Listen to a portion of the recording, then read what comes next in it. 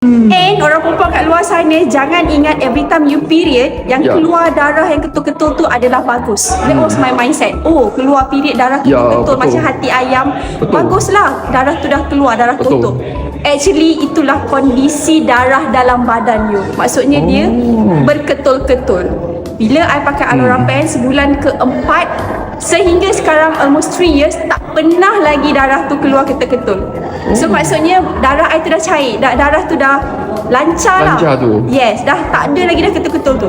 So kalau you period keluar darah ketul-ketul, itu sebenarnya sign yang tak bagus. Especially kalau you masih muda, you ada masalah period pain, itu memang you have to figure out something lah. And Alora is the best. Naturally, mungkin you nak makan apa-apa you takut, tapi Alora ni ada teknologi yang sangat hebat. Cordenshi fiber ni is actually from ceramic. Kita ada kat sini. Everybody now dekat BE sekarang ni it's blooming. Sebab apa? Sebab kita tak bayar orang untuk buat share diorang punya testimony. Everybody is a walking testimony dekat BE. That's amazing. Very amazing kan? story, amazing. So you tanya siapa pun mesti diorang ada diorang punya cerita sendiri. Okay?